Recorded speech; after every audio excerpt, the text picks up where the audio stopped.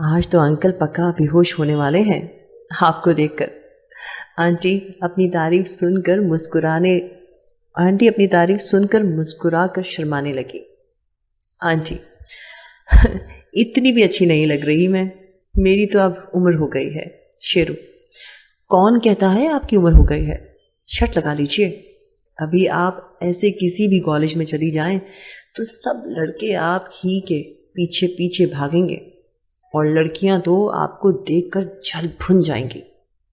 Aunty तुम तो नहीं लगे मेरे पीछे, फिर मैं कैसे तुम्हारी बात मान लूं? शेरू, वो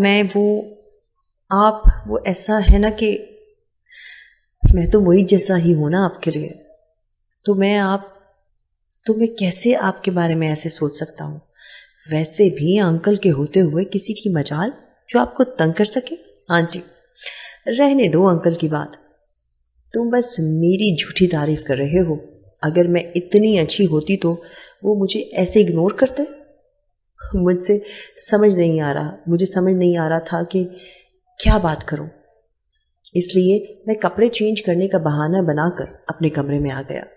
मैंने कपड़े चेंज कर लिए, इतने में मोहित का फोन आ गया। मोहित, हेलो शेरू, कहाँ पर है? हेलो शेरू, कहाँ पर है? शेरू, मैं तो घर पर हूँ, मगर तू कहाँ है? आज तो पार्टी करनी थी ना और तू बाहर है। अंकल भी अब तक नजर नहीं आ रहे। मोहित, यार एक गड़बड़ हो गई है, वो हमारा दूसरा शहर में जो प्लांट है वहाँ कुछ प्रॉब्लम हो गई है। मैं पापा के साथ वहीं पर जा रहा हूँ। मॉम को हमने अभी तक नहीं बताया, वो गुस्सा होंगी। आज शाम की पार्टी के लिए वो कितना खुश थे, और जब उनको पता चलेगा कि पापा नहीं आ रहे हैं तो वो दुखी होंगे। प्लीज़ यार तू मॉम को संभाल लेना, उनको दुखी मत होने देना। तभी फोन अंकल ने पकड़ लिया, दोनों साथ ही थे।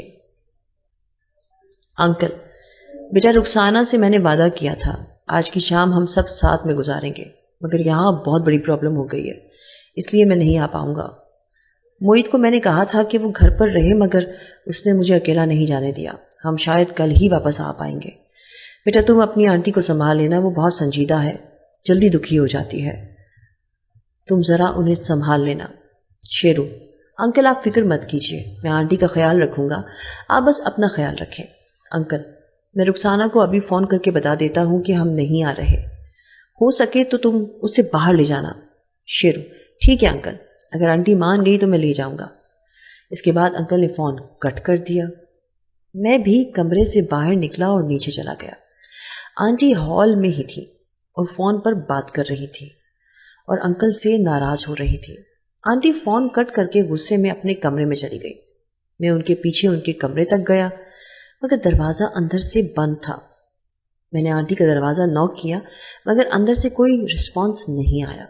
मैंने 2-3 बार आंटी को आवाज़ भी लगाई, पर आंटी ने कोई जवाब नहीं दिया। मैं मायूस होकर हॉल में बैठ गया। मुझे समझ नहीं आ रहा था अब मैं कैसे आंटी को समझाऊं। वो तो गुस्से में खुद को कमरे में बंद करके बैठ गई है। अब वो बाहर ही नहीं निकलेंगी तो मैं कैसे उनको कहीं लेकर जाऊंगा या समझाऊंगा। मैं यूं ही काफ़ी देर तक सोचता रहा।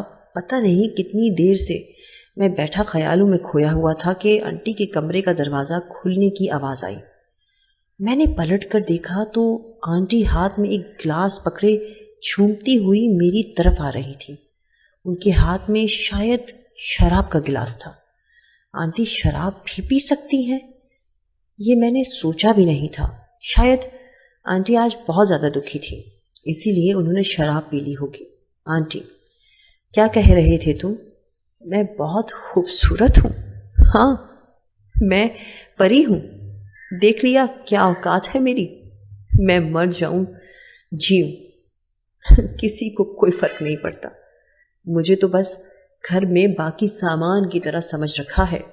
शायद अंकल की नज़र में जैसे मेरी कोई फीलिंग ही नहीं, जैसे मेरी कोई अपनी मर्जी ही नहीं।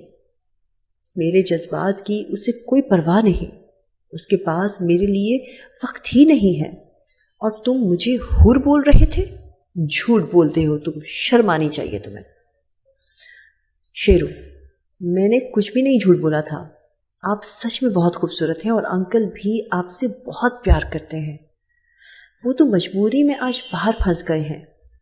Aunty shut up. मजबूरी माय फुट।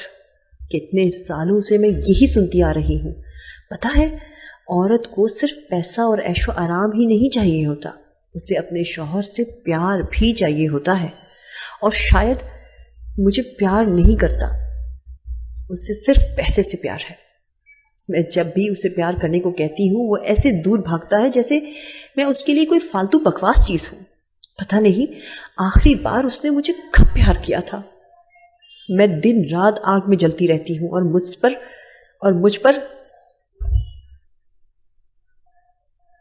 मुझ पर उसे कोई तरस नहीं आता। और तुम ये कहते हो कि मैं परी हूं। अगर वाकई हूं, ऐसा है और मैं खूबसूरत हूं तो मुझे प्यार करो और मुझे यकीन दिलाओ कि मैं बहुत खूबसूरत हूं। आओ मुझे प्यार करो।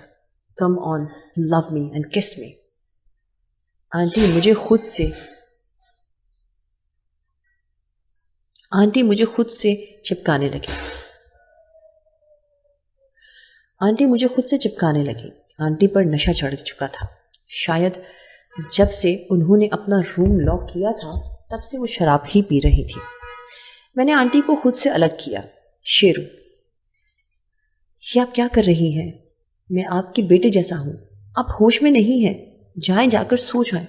आंटी, तुम सब कमीने एक जैसे हो। तुम भी मुझे इग्नोर कर रहे हो। आखिर मुझे समझ क्या रखा है तुम लोगों ने? Come on, fuck me. जल्दी से मेरी आग बुझाओ। देखो, मेरा ये जिस्म तुम्हारे प्यार के लिए तड़प रहा है। मुझे आज तुम्हारा प्यार चाहिए। मुझे प्यार करके ये साबित करो कि तुमने जो कहा था सही कहा था। Come on, fuck me. Aunty मेरे कपड़े नोचने लगी और मुझे चूमने की कोशिश करने लगी।